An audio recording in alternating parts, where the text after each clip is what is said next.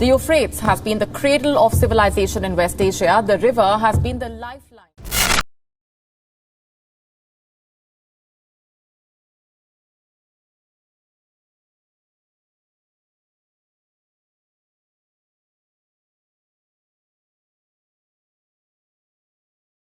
Prophecy buried for thousands of years is no longer waiting, but unfolding right now. And what if what is rising from beneath the Euphrates is not history, but something that was never meant to be seen again? The Euphrates River has always held a unique place in human civilization, not only as a lifeline for some of the earliest societies, but also as a geographic marker deeply embedded in religious texts, ancient myths, and prophetic traditions. Flowing through regions that gave birth to Mesopotamia, it has witnessed the rise and fall of empires, the formation of belief systems, and the preservation of stories that blurred the boundary between history and symbolism. Yet in recent years, something unprecedented has been happening along its course. Something that has drawn attention not only from scientists and environmental agencies, but also from theologians, independent researchers, and observers who believe that the changes unfolding are not purely natural. According to data released by NASA and supported by climate studies published in Nature, the Middle East has been experiencing one of its most severe and prolonged drought cycles in recorded history. Satellite imagery and hydrological measurements confirm that the Euphrates has been steadily losing volume, with certain sections shrinking at alarming rates due to a combination of reduced rainfall, rising global temperatures, and intensified water management through upstream dam systems. On paper, the explanation appears grounded in environmental science, a predictable outcome of climate stress amplified by human intervention. But the story does not end with the water disappearing. In fact, that is where it begins. As the river recedes, vast stretches of previously submerged land have emerged, revealing formations that do not align with known geological patterns. Independent analysts studying high-resolution satellite images have identified geometric outlines beneath the exposed sediment, shapes that suggest intentional design rather than natural erosion. These formations appear symmetrical, angular, and in some cases aligned in ways that resemble ancient construction rather than random terrain. Archaeologists have long known that parts of Mesopotamia remain buried beneath layers of silt and water. But what is being revealed now seems to go beyond expected ruins. Some of these exposed areas show signs of chamber-like depressions, linear pathways, and surface textures that hint at worked stone rather than untouched earth.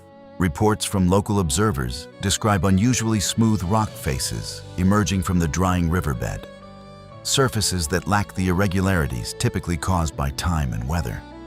This has led to a growing question within the research community, one that remains unanswered despite increasing attention. Are these simply remnants of forgotten civilizations? Or are they something else entirely?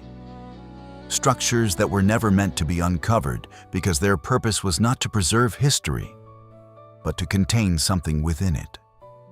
What intensifies the mystery is not just the presence of these formations, but the timing of their appearance. The convergence of extreme drought, accelerated exposure, and the sudden visibility of these anomalies has created a situation where environmental change and unexplained discovery are happening simultaneously. Some researchers argue that we are witnessing a rare archaeological window, a moment where natural conditions allow access to sites that have been hidden for millennia. Others are less certain, pointing out that the precision of the shapes, combined with their distribution along specific segments of the river, suggests a pattern that is difficult to attribute solely to chance. In regions where the river has receded the most, reports have surfaced of unusual ground textures, areas where the soil appears compacted in unnatural ways, as if something beneath it had once exerted immense pressure. There are also accounts of faint markings visible at certain times of day, lines that appear when light strikes the ground at specific angles, only to disappear as conditions change. While these observations have not been formally verified, their consistency across different locations has drawn interest from independent field researchers. What makes this situation even more complex is the historical context of the Euphrates itself. This is not just any river. It is one repeatedly referenced in ancient texts as a boundary, a marker, and in some interpretations, a site of containment. In the book of Revelation, it is described as the place where 4 angels are bound, awaiting release at a predetermined time. For centuries, such passages were viewed symbolically, part of a broader narrative about judgment and transformation. But now, as the physical landscape of the Euphrates begins to change in ways that expose hidden structures and unknown features, some are beginning to reconsider whether these references might have been rooted in something more literal than previously assumed. The scientific community remains cautious, emphasizing the need for data, verification, and controlled study. Yet access to the most critical areas is becoming increasingly restricted. And that limitation has only added to the growing sense that something significant is unfolding beneath the surface. Something that cannot yet be fully explained, but also cannot be ignored. As the river continues to withdraw, revealing layer after layer of what lies beneath, one reality becomes clear. The Euphrates is not just drying, it is uncovering. The situation took a dramatic turn when reports of unusual seismic activity began to emerge along a specific stretch of the river. These were not typical earthquakes or aftershocks, but localized ground tremors that appeared in clusters, occurring without clear tectonic cause.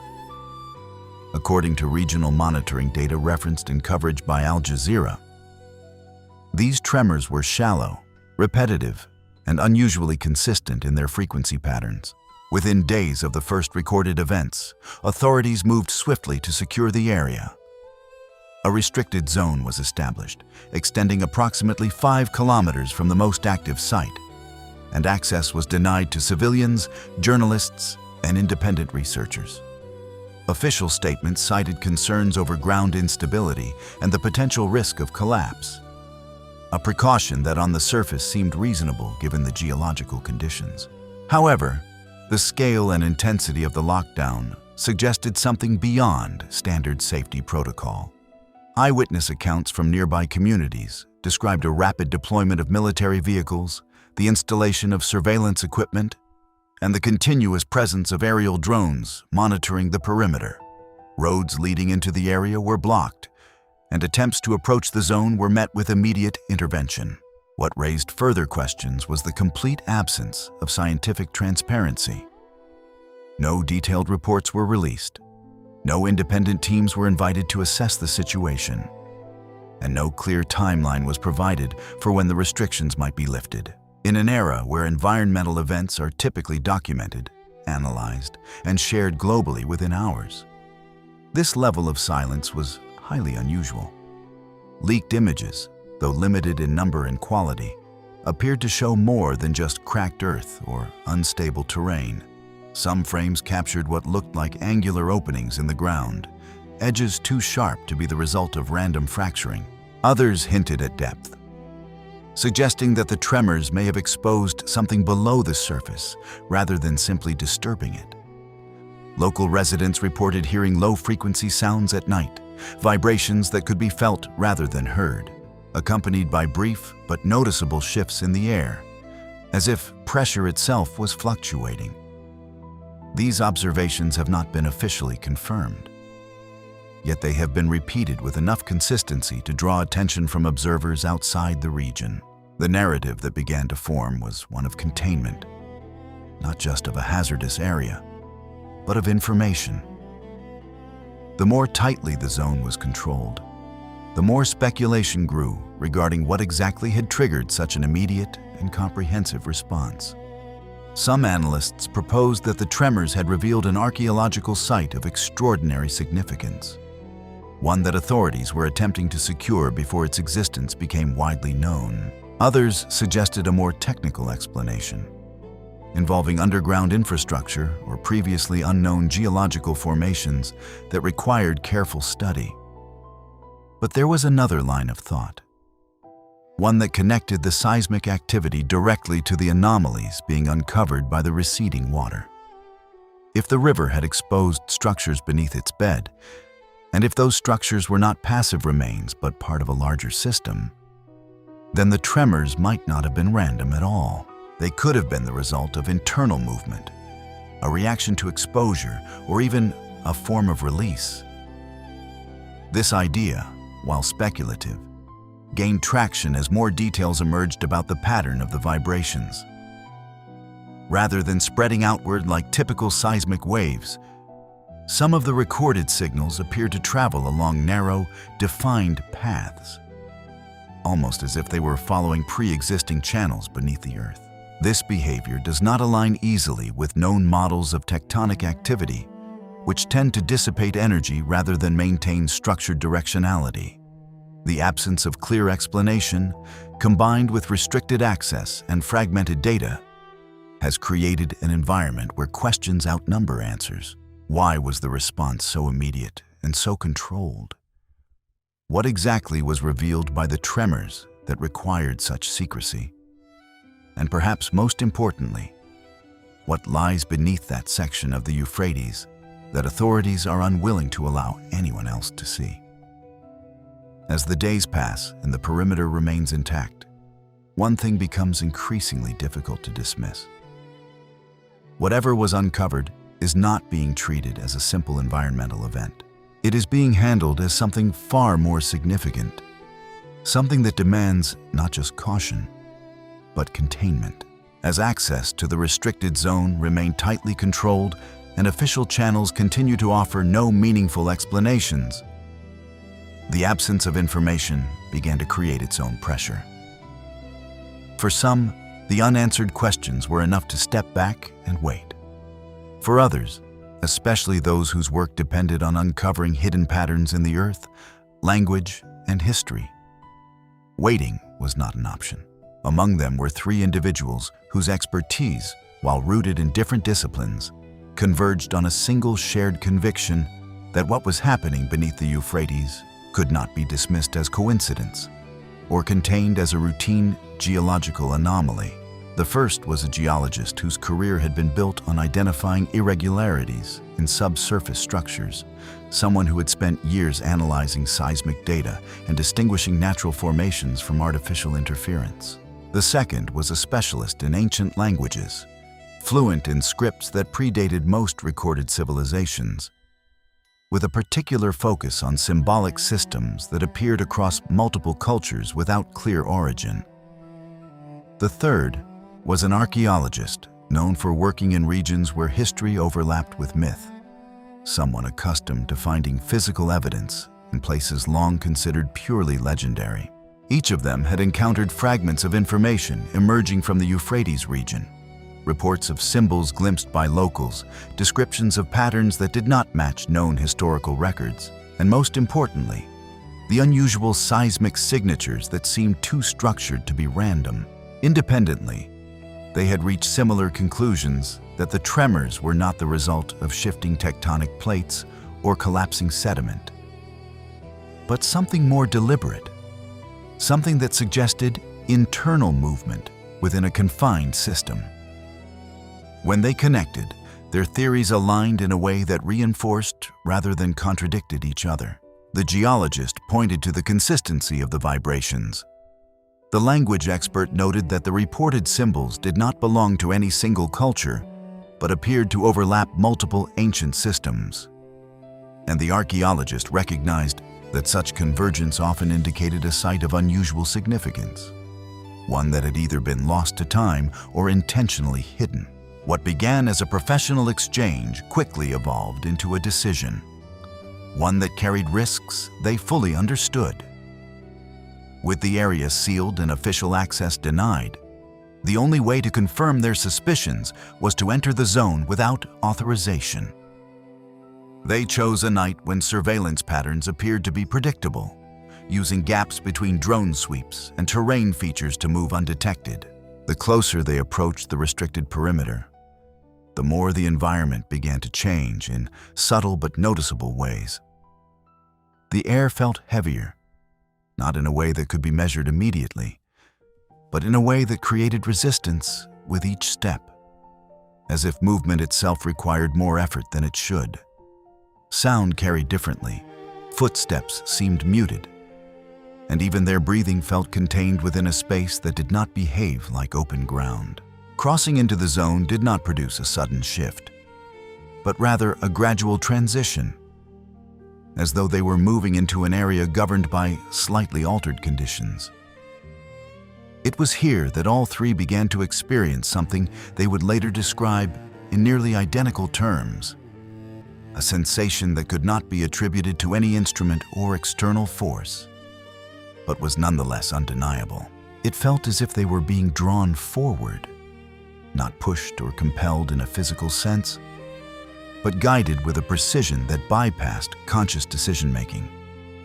Each of them reported moments where they realized they had adjusted direction without discussion, altering their path simultaneously as if responding to the same unseen signal.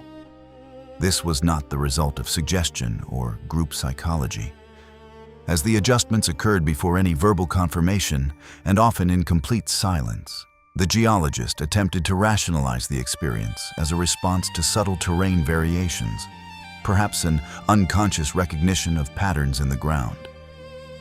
But even he acknowledged that the consistency of the phenomenon went beyond what could be explained through training or instinct. The language expert described it differently, suggesting that the sensation resembled the act of following a pattern not yet fully understood, as if they were moving through a system that was revealing itself step by step.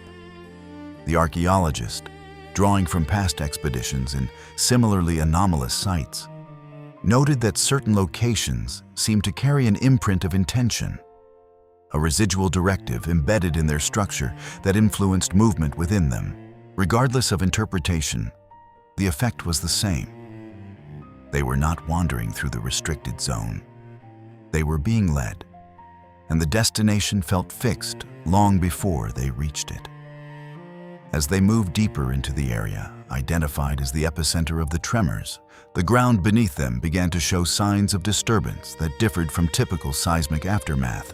Instead of random cracks or uneven collapse, there were defined edges, lines that appeared to separate sections of Earth with a level of precision that suggested controlled separation rather than chaotic rupture.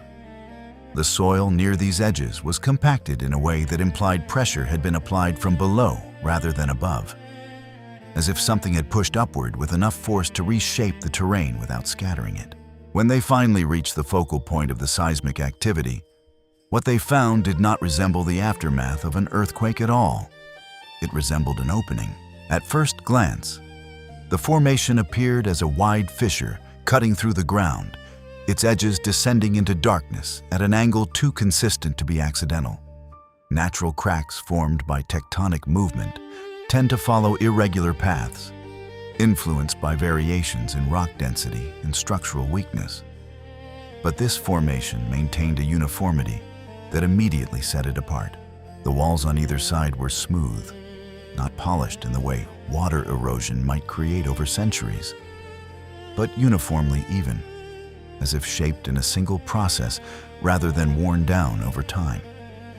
The angle of descent was precise, neither collapsing inward nor spreading outward unpredictably, but maintaining a controlled geometry that suggested intentional design. As they approached the edge and directed their lights downward, the depth became apparent, extending far beyond what could be illuminated by handheld beams. There were no loose fragments scattered along the opening, no debris indicating recent collapse, and no variation in texture that would suggest natural fracturing. Everything about the structure contradicted what they knew about geological formations. The geologist was the first to articulate what all three were already beginning to understand. This was not a crack in the earth. It was an entrance. The realization shifted the nature of their expedition instantly. They were no longer investigating an anomaly on the surface. They were standing at the threshold of something that extended beneath it, something that had been concealed until the conditions allowed it to be revealed. The decision to descend was made with the awareness that whatever lay below was not simply buried history, but an environment that might operate under conditions unfamiliar to them. As they moved downward along the angled passage, the change in atmosphere became more pronounced. The air grew denser, carrying a metallic undertone that was not associated with any known mineral deposit in the region. There was a faint electrical sensation, not strong enough to register as a shock, but persistent enough to create a subtle tingling along exposed skin. Instruments began to respond almost immediately. Magnetic compasses showed slight but continuous deviation, not erratic spinning, but a steady pull that shifted orientation away from true north. Temperature readings fluctuated in patterns that did not correspond to depth or external conditions, rising and falling in intervals that suggested localized sources of variation rather than a consistent gradient. The deeper they went, the more the environment resisted conventional explanation. Sound behaved differently. Echoes returned with delays that did not match the distance of the walls, and at times seemed to originate from directions that did not align with the physical space. Their lights revealed surfaces that maintained the same level of smoothness throughout, uninterrupted by cracks, sediment layers, or tool marks. In archaeological contexts, even the most advanced ancient construction leaves traces of the methods used. Chisel marks, abrasion patterns, inconsistencies in alignment. But here there was nothing. The walls appeared as though they had been formed rather than carved, shaped through a process that did not involve incremental removal, but complete transformation. The language expert ran his light along sections of the surface, searching for any indication of inscription or symbolic marking. But at first there was nothing visible. It was as if the structure itself had been designed to conceal information until viewed under specific conditions. The archaeologist noted that the absence of decorative or functional features did not indicate simplicity, but rather a level of purpose that excluded anything unnecessary. This was not a space meant to be inhabited or displayed. It was a passage, direct and deliberate, leading towards something further below. As they continued their descent, the sensation of being guided intensified. The subtle adjustments in their movement became more defined, as if the path itself was influencing their direction.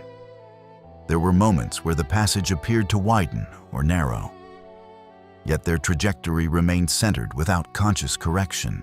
The geologist attempted to map the incline and curvature using his equipment, but the data did not align with the physical experience.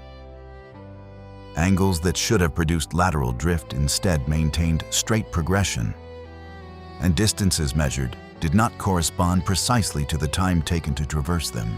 It was as though the space itself did not adhere fully to the spatial expectations they brought with them.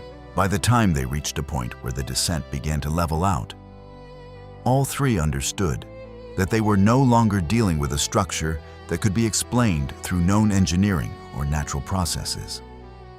Whatever this place was, it had been created with a level of precision and intent that exceeded both.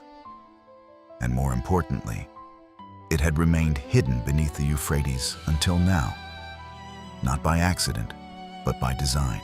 As the passage leveled out and the oppressive stillness of the environment settled into something almost tangible, the absence of visible detail began to feel less like emptiness and more like concealment.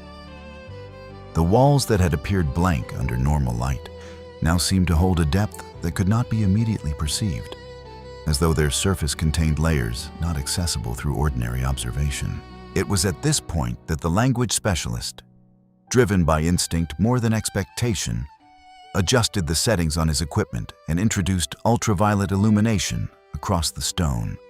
What happened next shifted the entire understanding of the structure. Where there had been nothing, there was suddenly everything. Thousands of symbols ignited across the walls in a pale, controlled luminescence, not flickering or scattered, but activating in unison, as though responding to the presence of the light itself. The effect was immediate and overwhelming. The walls were not blank at all. They were covered entirely and deliberately with inscriptions that had been rendered invisible until exposed under specific conditions. Each symbol appeared with sharp precision, edges clean and intentional, their arrangement neither random nor purely decorative. They were organized in dense clusters, flowing across the surface in patterns that suggested both structure and repetition. Yet no single system could fully account for what was being observed. The language expert moved closer, scanning the formations with increasing intensity, and what he began to recognize challenged the limits of his own expertise. Individual characters within the clusters bore resemblance to known ancient scripts, fragments of Sumerian cuneiform, elements of Aramaic lettering, traces of old Persian forms, and even shapes that aligned with Proto-Semitic systems believed to predate organized language. Yet these were not direct copies. They were adaptations, distortions, or perhaps integrations of multiple linguistic traditions into a unified symbolic framework that had no recorded equivalent. It was as if the inscriptions had been designed to be understood across time, embedding fragments of multiple languages to ensure that their message would remain accessible regardless of cultural or historical context. This was not the evolution of a single language. It was the convergence of many, arranged with intent rather than inherited through development. As he began to isolate repeating patterns within the inscriptions, the underlying structure became clearer. Despite the diversity of symbols, the sequences followed consistent formations, repeating in intervals that suggested a single core message expressed through multiple linguistic systems simultaneously. This redundancy was not accidental. It indicated a deliberate attempt to eliminate ambiguity, to ensure that the meaning could not be lost even if parts of the system became unrecognizable over time. The translation process did not occur as a straightforward decoding, but rather as a reconstruction of intent, piecing together meaning from overlapping fragments. What emerged from this process was not a narrative, not a record of events or a historical account, but something far more direct and far more urgent. Every sequence, regardless of its linguistic variation, conveyed the same fundamental directive: do not open. The phrasing, while varying in structure depending on the symbolic system, carried an unmistakable tone of warning. This was not advisory language or ceremonial inscription. It was imperative, absolute, and repeated with a level of emphasis that suggested the consequences of ignoring it were severe. Beneath this primary directive, a secondary statement appeared, one that added context to the warning without diminishing its urgency. The bound ones await the appointed hour. The language expert paused as he completed the reconstruction, not because the translation was uncertain, but because its clarity left little room for alternative interpretation. These inscriptions were not marking a sacred site, nor were they commemorating a past event. They were functioning as a barrier of information, a system designed to prevent intrusion by communicating risk in the most unambiguous way possible. The archaeologist, examining the distribution of the symbols, noted that their placement followed the descent of the passage, becoming denser and more concentrated as they moved deeper. This gradient suggested that the warnings were not intended for casual discovery at the surface, but for those who had already progressed far enough to encounter what lay below. In other words, the further one went, the more direct and unavoidable the message became. The geologist, meanwhile, observed something equally unsettling. The inscriptions were not etched into the surface in the traditional sense. There were no grooves, no displacement of material that would indicate carving. Instead, the symbols appeared to be integrated into the stone itself. as though the material had been altered at a structural level to produce the patterns. This implied a method of creation that did not rely on external tools, but on some form of internal transformation, a process that current science could not easily replicate or explain. The implications of this extended beyond the inscriptions themselves. If the walls had been formed in such a way, then the entire structure might have been created through similar means, shaped not by construction, but by controlled alteration of the material at a fundamental level. As they continued to study the symbols, another phenomenon became apparent. The illumination was not static. The glow of the inscriptions pulsed faintly, not in synchronization with their equipment, but in a rhythm that seemed to originate from within the structure. It was subtle, almost imperceptible at first, but once noticed, it could not be ignored. The light intensified and dimmed in intervals that resembled a slow, measured pulse, like a heartbeat extending through the walls themselves. The geologist checked his instruments again, and this time the readings aligned with the visual observation. There were vibrations present, low-frequency oscillations that did not register as seismic events, but were consistent enough to indicate a continuous source. The pattern was steady, neither accelerating nor diminishing, maintaining a rhythm that suggested stability rather than decay. This was not residual energy dissipating after a disturbance. It was active. The realization settled among them without the need for discussion. Whatever this place had been built to contain, whatever the inscriptions were warning against, it was not entirely dormant.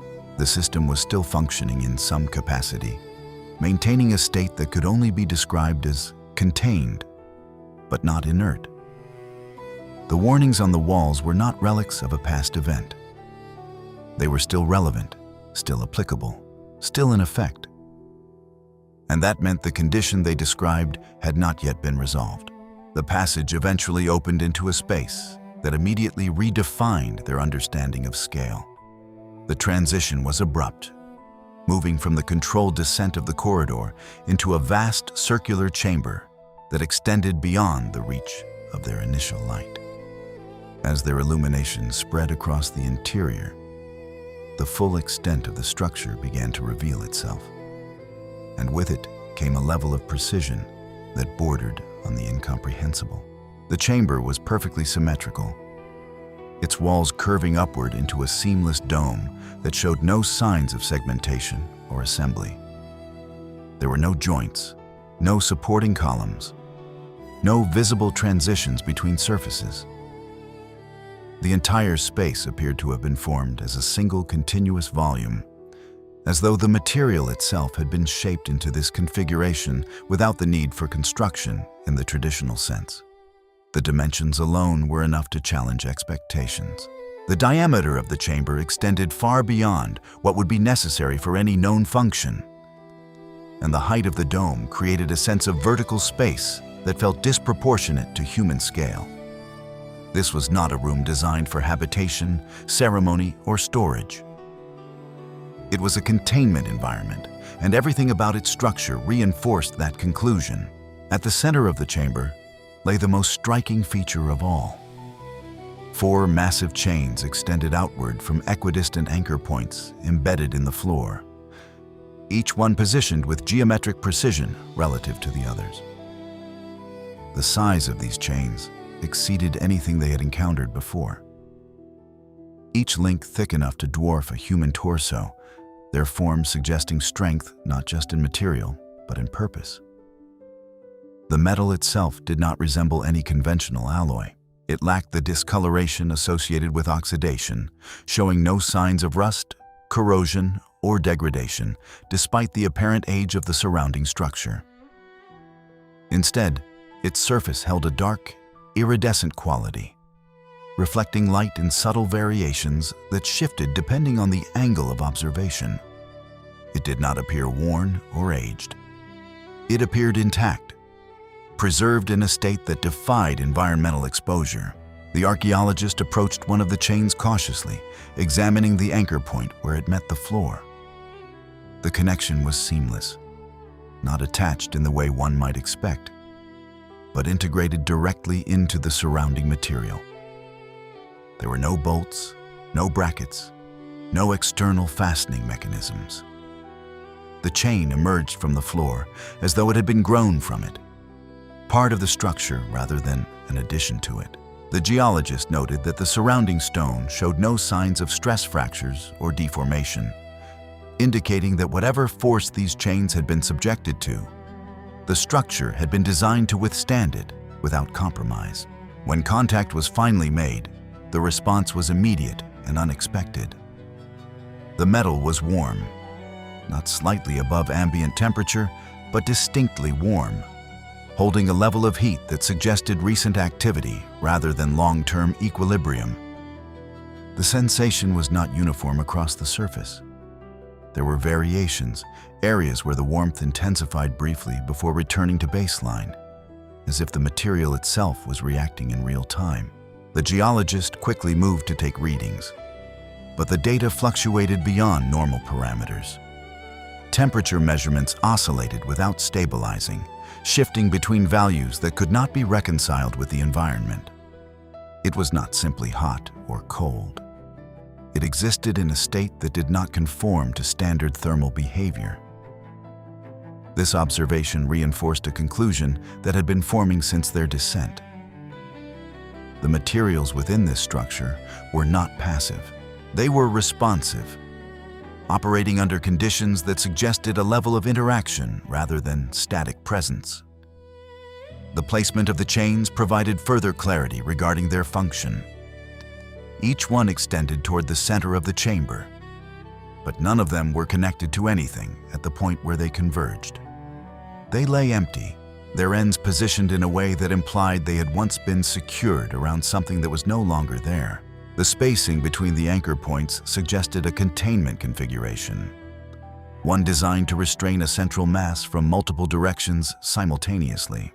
The scale of that configuration indicated that whatever had been held here was not only large, but required distributed force to remain confined. This was not a symbolic arrangement. It was functional, engineered to maintain control over something capable of exerting significant resistance. The absence of that central presence was more unsettling than its potential existence. The chains were not broken. They had not snapped or been severed. They were intact, yet unoccupied. This implied a release that did not occur through structural failure, but through a process that bypassed the physical limitations of the system. The archaeologist stepped back, scanning the chamber for additional features, and began to notice patterns in the surrounding walls. Unlike the passage above, there were no visible inscriptions here, no warnings illuminated by ultraviolet light. Instead, the surface was marked by subtle distortions, areas where the curvature of the wall shifted slightly, as if responding to forces that had once acted upon it. These distortions radiated outward from the anchor points, forming lines that extended up toward the dome, suggesting that whatever had been contained within the chamber had interacted with the structure on a scale that affected its entire volume. The geologist examined these patterns more closely, tracing their orientation and distribution, and concluded that they were consistent with stress propagation, but not the kind caused by gradual pressure over time. These were the result of sudden, concentrated force, applied in bursts rather than sustained over long periods. The chamber had not eroded or weakened. It had been tested, and whatever had applied that force had done so from within. The silence that followed this realization was not empty.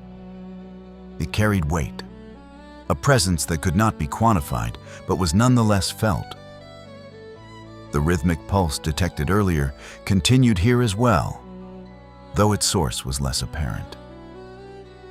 It was not localized to any single point, but seemed to permeate the entire space, as if the chamber itself was part of a larger system still in operation.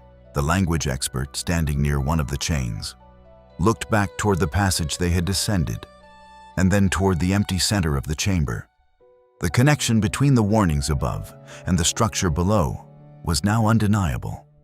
This place had been designed with a single purpose: to hold something, to keep it contained, and to ensure that anyone who approached would understand at the risk of interfering with that containment. The inscriptions had not been exaggerated. They had not been symbolic or metaphorical. They had been precise, direct, and entirely justified.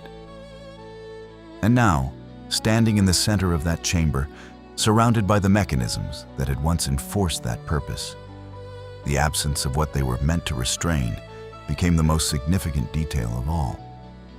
Whatever had been bound here was no longer present, and nothing in the structure suggested that its departure had been part of the design. The realization that the chamber was no longer occupied did not arrive as a single moment of clarity, but unfolded through a series of observations that became impossible to dismiss when viewed together. As they moved outward from the center, following the radial lines formed by the chains, the surface of the floor began to reveal impressions that had not been immediately visible under initial lighting. At first, they appeared as irregular depressions, subtle variations in the stone that might have been overlooked as natural wear, if not for their consistency in shape and spacing. But as the light angle shifted and the full outline of each impression became clear, the pattern resolved into something unmistakable. These were footprints, and their scale alone placed them beyond any known biological or mechanical origin. Each print extended close to 3 meters in length, pressed so deeply into the stone that the material around the edges had been displaced and compacted rather than fractured. The depth of the impressions suggested not just weight, but force applied with intent, as though each step had carried momentum sufficient to overcome the resistance of solid rock. The stride between them was equally revealing, spaced at intervals that indicated controlled movement rather than erratic motion, forming a path that led away from the central position once occupied by the chains. There was no evidence of scattering or confusion, no overlapping patterns that would suggest multiple entities moving in different directions. The prints formed a clear trajectory, a departure that had occurred with purpose. As they traced this path visually, the surrounding walls began to offer corroborating evidence. Cracks radiated outward from each anchor point, not as hairline fractures caused by gradual stress, but as sharp, defined splits that cut through the surface in straight, aggressive lines. These fractures did not follow the natural grain of the material. Instead, they intersected it, overriding structural tendencies in a way that indicated sudden, overwhelming force. The geologist examined the orientation of these lines and noted that they converged toward the center before extending outward, a pattern consistent with pressure originating from within and dispersing rapidly in all directions. This was not the result of external impact or environmental change. It was the aftermath of something pushing against its confinement with enough power to disrupt the integrity of the chamber itself. Further along the path of the footprints, another detail emerged that removed any remaining ambiguity about the nature of that force. Deep gouges cut across sections of the wall, 5 parallel grooves etched into the stone with a uniform spacing that suggested a single source. Each groove was wide, clean, and extended through the material with a smoothness that defied the expected resistance of rock. There were no chips, no fragments scattered along the edges, only continuous channels as though the surface had been parted rather than broken. The archaeologist ran a light across one of these marks and observed that its depth remained consistent along its entire length, indicating that whatever had created it had maintained contact with unchanging pressure.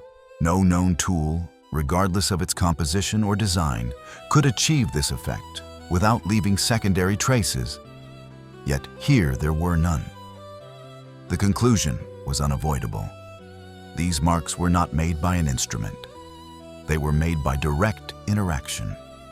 by something capable of exerting force at a level that exceeded both mechanical and biological limits. The air within the chamber reinforced this interpretation in ways that could not be ignored. A sharp, acrid scent lingered throughout the space, distinct from the metallic undertone they had encountered during their descent. It carried the unmistakable presence of sulfur, but not in a form associated with combustion or volcanic activity. There was no residue on the walls to suggest burning, no discoloration that would indicate exposure to high temperatures. Instead, the scent existed independently of visible cause, suspended in the air as if it had been produced by a process that did not conform to known chemical reactions.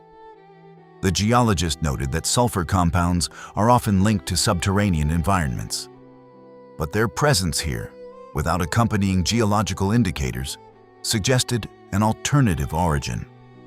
At the same time, their equipment began to respond in ways that mirrored the anomalies detected earlier, but with increased intensity.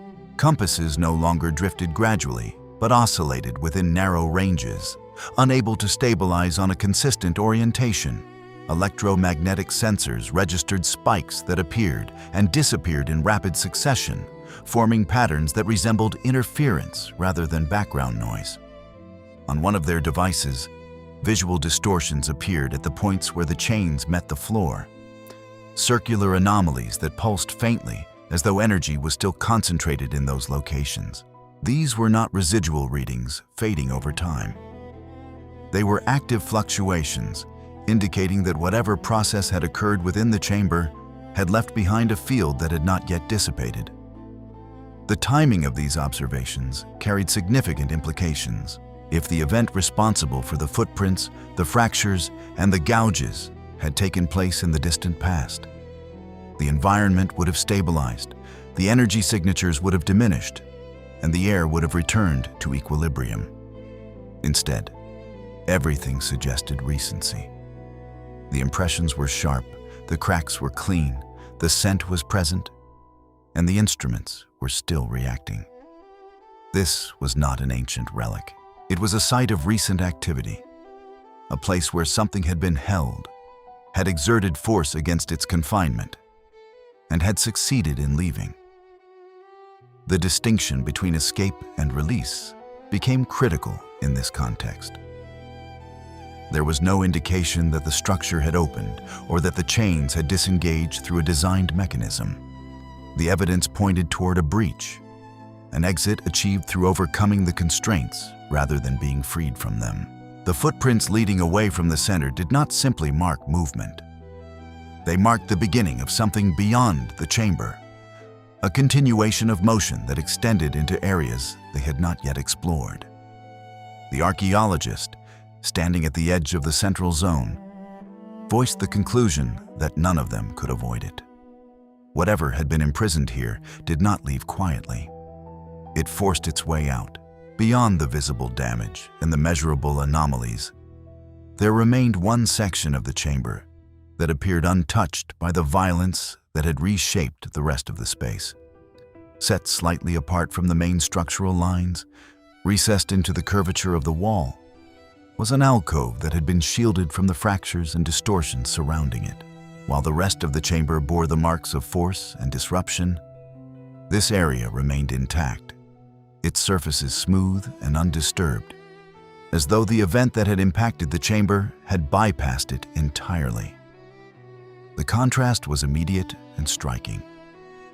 Where the central zone felt unstable and charged, this alcove carried a different quality, one that could not be easily defined but was unmistakably distinct. The air within it felt still, not in the sense of absence, but in the sense of containment, as though whatever occupied this space was preserved under different conditions than the rest of the chamber. As they approached, their lights revealed an object partially embedded within the wall, its outline obscured by layers of compacted sediment that had accumulated over an extended period. The archaeologist carefully cleared the surface, exposing what proved to be a clay tablet, its edges worn by time, but its central form remarkably intact. The moment contact was made, the reaction was immediate. The surface of the tablet was warm, not with the fluctuating inconsistency of the chains, but with a steady, contained heat that suggested internal retention rather than external influence. This was not a passive artifact. It carried a presence, a quality that implied it had been preserved with intent. The language expert examined the inscriptions etched into its surface, and what he saw diverged from everything they had encountered thus far. The script did not correspond directly to any known system, yet it contained elements that hinted at origins predating the earliest recorded forms of structured writing. The characters were deeper than expected, cut into the clay with a precision that suggested controlled application of force, yet without the irregularities typically associated with manual engraving. Each line was uniform, each curve consistent, as though the process that created them had not been constrained by physical limitations. As he began to interpret the symbols, drawing on his knowledge of early linguistic patterns, the meaning emerged not as a direct translation, but as a reconstruction of intent. Similar to the process used earlier with the wall inscriptions, the message carried by the tablet was more complex. Not a single directive, but a sequence of statements that outlined a progression of events. It spoke of a moment when the earth would tremble, when the bonds restraining four entities would be broken, and when a specific stage described as the sixth seal would approach. The phrasing aligned with concepts found in apocalyptic literature, particularly the structure of events described in the book of Revelation, where the breaking of seals corresponds to stages in a larger unfolding sequence. This was not a coincidence of language. The alignment was too precise, the sequence too specific to be dismissed as parallel symbolism. The tablet did not reference these ideas indirectly. It described them in a manner that suggested foreknowledge rather than interpretation. As the translation progressed, a subtle shift occurred within the alcove. The air, which had remained still until that point, seemed to tighten, not physically compressing, but becoming more defined, as though the act of interpreting the inscription had triggered a response within the space itself. The geologist noted a brief fluctuation in his instruments, a spike that appeared and vanished within seconds, localized entirely within the alcove. It was as if the tablet was not merely recording information, but interacting with the act of its own revelation. The archaeologist turned his attention to the edges of the artifact, where a distinct pattern emerged. The outer layer of the clay bore signs of exposure to extreme heat. Its surface darkened and hardened in a way that indicated intense thermal interaction. Yet the central portion, where the inscription was located, remained unaffected.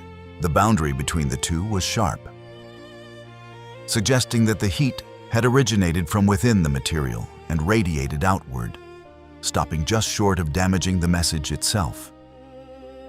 This selective preservation implied control, a process that had been directed with precision rather than occurring as a result of external conditions. Nearby, partially concealed beneath a loose accumulation of debris, they discovered a second fragment, smaller in size but equally significant in implication. Unlike the first tablet, this piece contained only a brief inscription, a single statement that stood apart in its simplicity and its impact. The translation required little interpretation. They rise not alone. The absence of additional context did not diminish its meaning. In fact, it amplified it.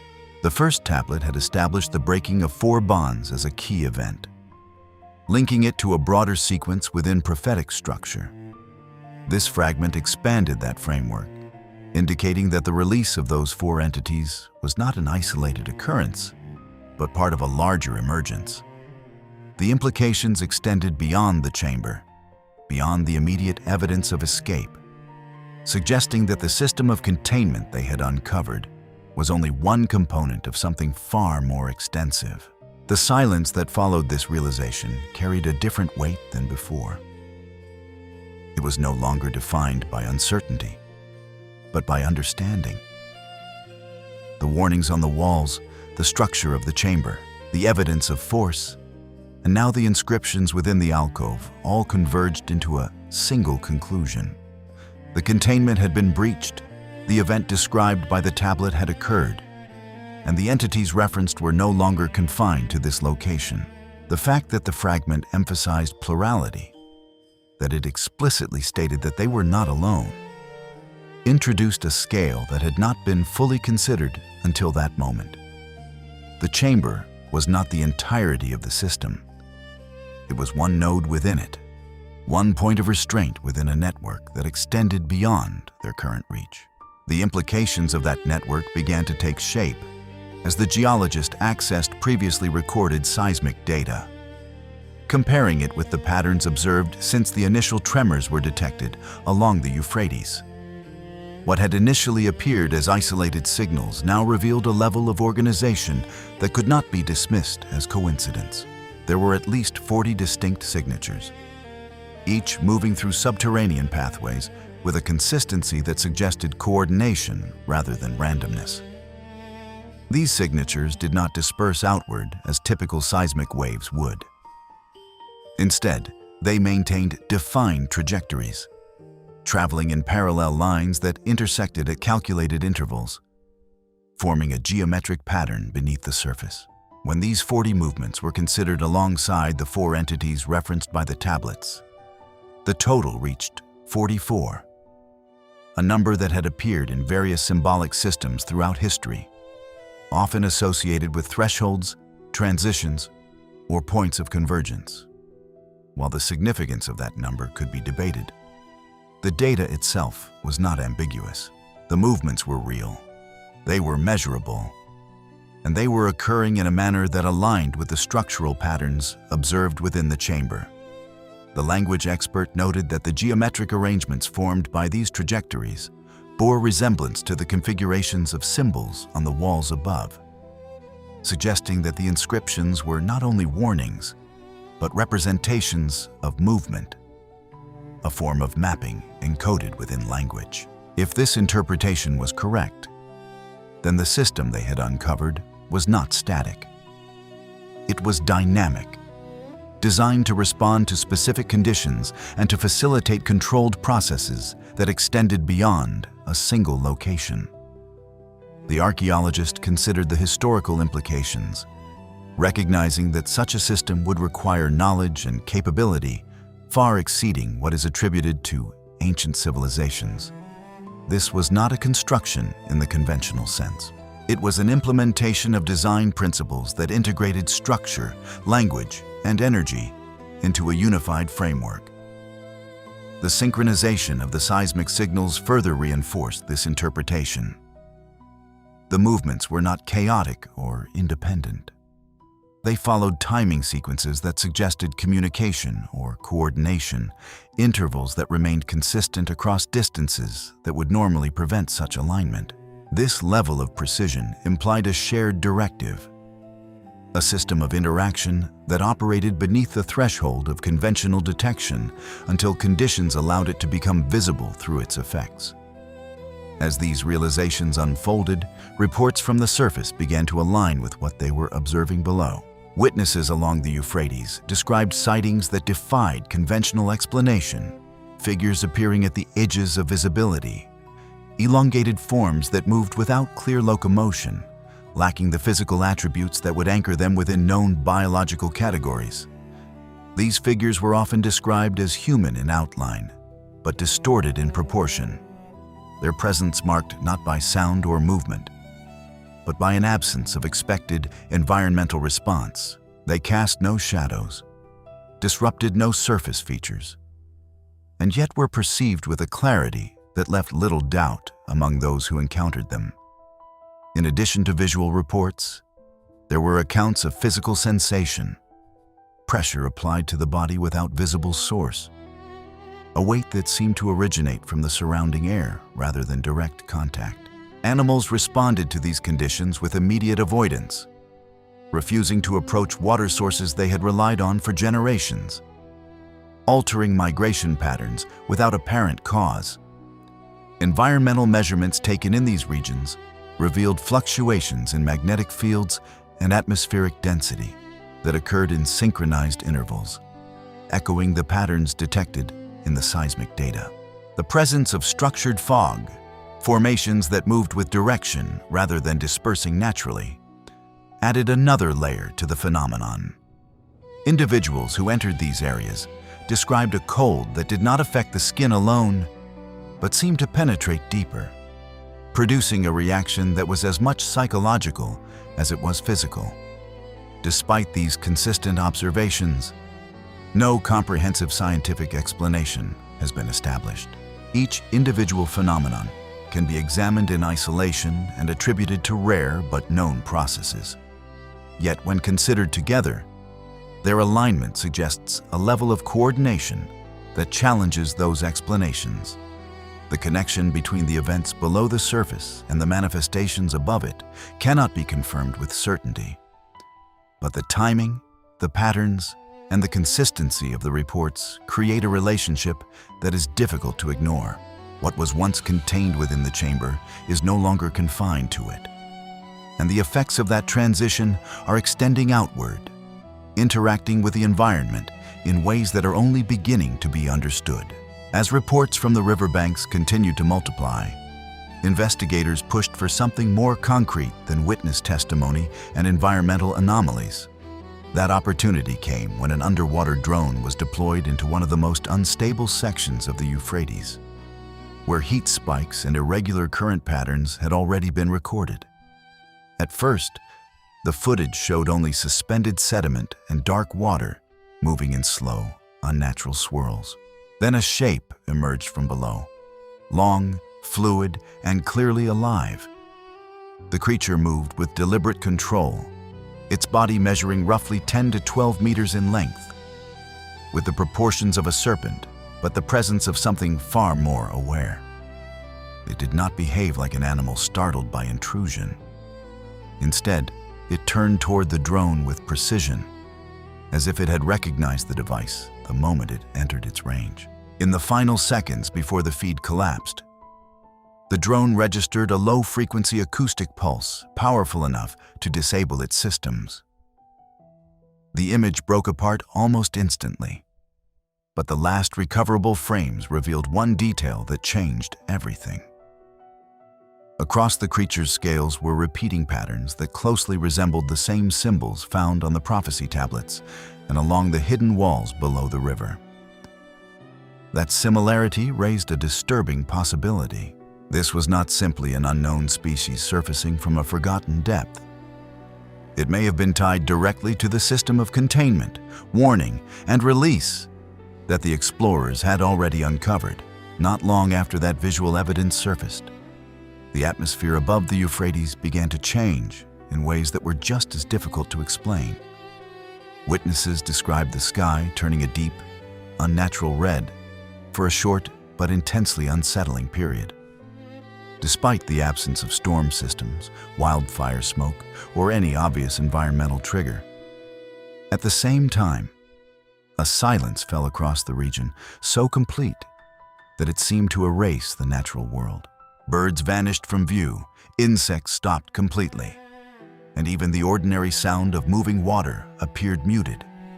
Instrument readings taken during this interval showed synchronized changes in magnetic fluctuation, air pressure variation, and the river's own movement, all occurring in repeating cycles. Researchers who reviewed the data noted that the pattern did not resemble random instability. It looked ordered, almost rhythmic, as though multiple systems were responding to the same signal.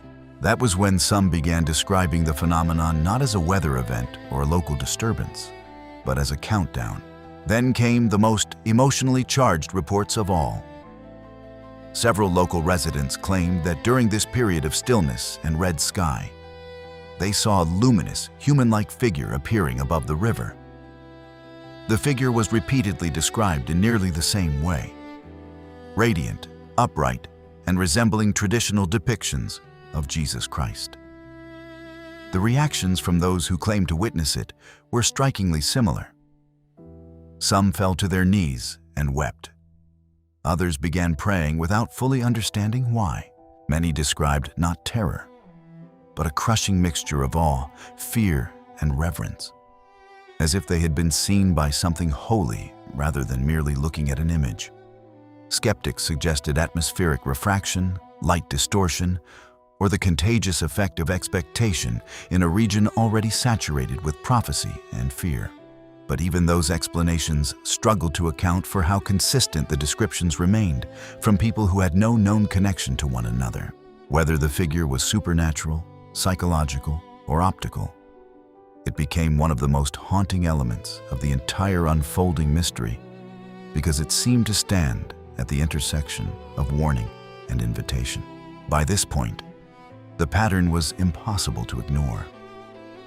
The falling water levels, the hidden structures beneath the river, the multilingual warnings, the shattered restraints, the footprints in stone, the prophecy tablets, the seismic movements, the shadow-like figures, the serpent in the water, the red sky, and the radiant presence above the river no longer felt like separate incidents. They formed a chain of events with an internal logic, as though each sign were leading to the next in a sequence set in motion long ago. Whether someone interprets these developments through science, scripture, or the language of coincidence, the convergence itself is becoming harder to dismiss.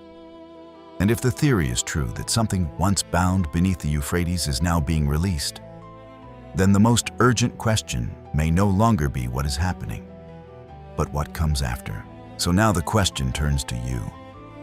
Are these only natural anomalies stitched together by fear and belief? Or are we watching an ancient prophecy move, step by step, into reality? Please let me know your thoughts in the comments.